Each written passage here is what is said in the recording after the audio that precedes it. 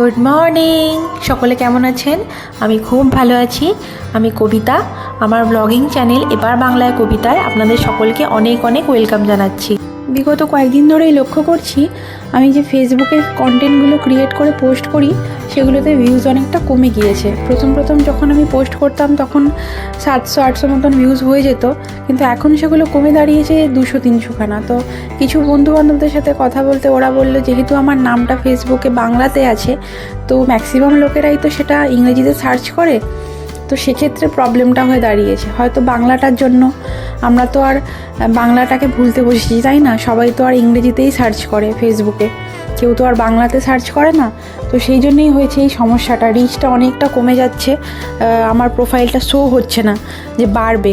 তো আপনারাই সাজেস্ট করুন কি করব আমি, ভালো কিছু নাম সাজেস্ট করুন আপনারা যদি জানা থাকে। আমি ভেবে পাচ্ছি না কী নাম রাখবো, নাকি নিজের নাম রাখবো নাকি অন্য কোনো নাম রাখবো।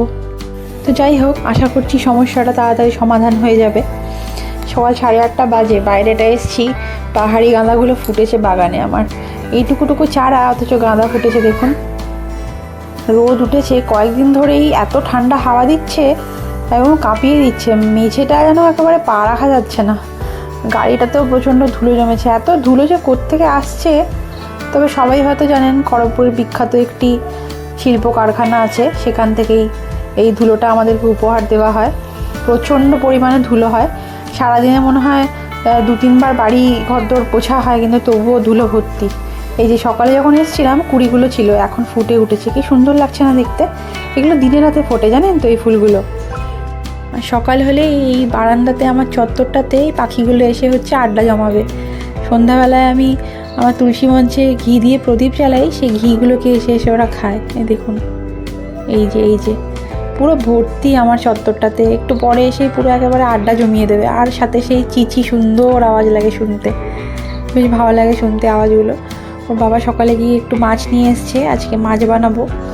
একটু সকালে জলখাবারটা বানিয়ে নিই, তার আগে চলুন লুচিগুলো ভেজে নিচ্ছি। সেদিন যে সাদা আলুর তরকারিটা বানিয়েছিলাম সেরকমই বানাবো, তবে একটু গাজর অ্যাড করেছি সাথে। তোর বাবাকে খেতে দিয়ে দিই, লুচিগুলো মোটামুটি ভাজা হয়ে গিয়েছে।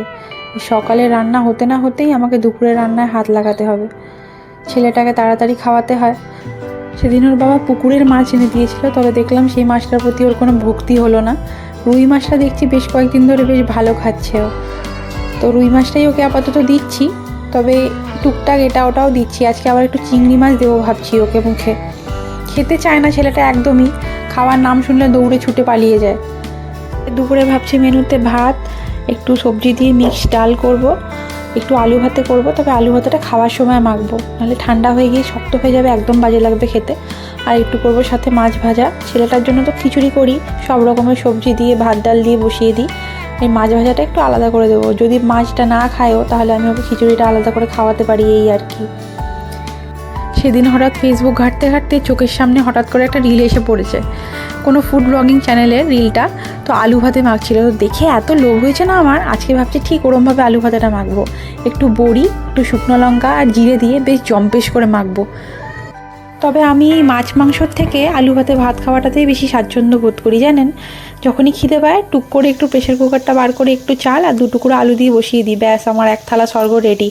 একটু ভাত হবে, একটু আলু ভাতে মাখা হবে, পেঁয়াজ কাঁচা লঙ্কা সর্ষের তেল দিয়ে 1 টুকরো কাঁচা লঙ্কা, 1 টুকরো পেঁয়াজ আর 1 চামচ ঘি, ব্যাস স্বর্গ রেডি। তবে ডিমটা আমি ভারী পছন্দ করি, ডিমটা না হলে আমার একদম চলেই না। মাছ মাংসটা খুব একটা আমি সেরকম ভক্ত নই, তবে হ্যাঁ ডিমটা আমি খাই প্রায়। আমি একজন অনেক বড় ডিম ভক্ত প্রাণী, সে আপনি ডিমের যে কোনো রকমের আইটেম দিন, ডিমের পোচ বলুন, হাফ বয়েল বলুন, অমলেট বলুন, আমি সবেতেই মানা নেই। ও যেটা বলছিলাম, আচ্ছা বাচ্চাদের খাওয়ানোর কি কোনো নিনজা টেকনিক কারো জানা আছে? জানা থাকলে অবশ্যই বলবেন, কারণ আমার ছেলেটা সারাদিন বলতে গেলে না খেয়েই থাকে, ওই রাত্রেবেলা 2টো রুটি আর দুধ এই খেয়ে ঘুমায়। ওর বাবা এই 25শে ডিসেম্বর এই স্যান্টার ড্রেসটা এনে দিয়েছিল, ওটা পরে বসে বদমাইশি করছে। এখন সন্ধে ওই 7:30 মতন বাজতে যায়। ওর বাবাকে বললাম আজকে বাইরে থেকে একটু চাউমিন নিয়ে এসো, বহুদিন বাইরে চাউমিন খাইনি। তোর বাবা নিয়ে আসবে এখন চাউমিন। আজকে আমরা বাপ বেটা আর মা 3 জনে বসে নেটফ্লিক্স দেখব। তো বাবা আসুক আগে বাইরে থেকে, তারপরে ভাবছি টিভিটা চালাবো। যেদিন 25শে ডিসেম্বর গেল সেদিন ড্রেসটা পরলো না, কত চেষ্টা যে করলাম পরানোর, কিন্তু পরলো না। সেই কান্না কাটি। আর আজকে দেখুন ড্রেসটা পরে বসে মস্তানি মারছে। আবার সাইডে একটা পকেট নিয়েছে, তার মধ্যে এক গাদা চকলেট নিয়ে নিয়েছে, সেটাকে নিয়ে ঘুরে বেড়াচ্ছে চকলেটগুলো। আজ বহুদিন পরে এই রুমটায় ঢুকলাম, একদম কাজের চাপে এই রুমটাতে আসাই হয় না। তো এখানে আমরা উইকেন্ডসেই আসি টিভিটা দেখতে, নেটফ্লিক্সটা দেখি আমরা উইকেন্ডসে। রুমটা দেখুন লন্ডভন্ড হয়ে পড়ে রয়েছে। তো ভাবছি কালকে একটু পরিষ্কার করব রুমটা। চলুন একটা মুভি লাগাই। এদিকে আপনাদের সাথে গল্প করতে করতে ওর বাবাও এসে গেছে চাউমিন নিয়ে। চলুন যাই কিচেনে, চাউমিনটা বেড়ে দিই। তো এটা হচ্ছে আমার নিনজা টেকনিক রাতের বেলা খাবার না বানানোর। তো আমি এই যে খেয়ে নিলাম, রাতে আর আমার খাওয়া হবে না। যেদিন রাতে খাবার বানাতে আমার ইচ্ছা হয় না, সেদিন আমি এই নিনজা টেকনিকটা ইউজ করি। তো এখন ওই খাবার খেতে খেতে মোটামুটি 8টা সাড়ে 8টা বেজেই যাবে, তারপরে আমার আর রাতে খাওয়া হবে না। তো চলুন তাহলে আমরা খেয়ে নিই। আজকের মতন ব্লগটা আমি এখানেই শেষ করছি। ব্লগটা আপনাদের কেমন লাগলো অবশ্যই জানাবেন। ভালো লাগলে একটা লাইক, কমেন্ট আর শেয়ার করে দেবেন। পাশে থাকবেন, নিজেও ভালো থাকবেন, অপরকেও ভালো রাখবেন। দেখা হচ্ছে পরের একটি ব্লগে। আজকের মতন তাহলে এখানেই টাটা, গুড নাইট।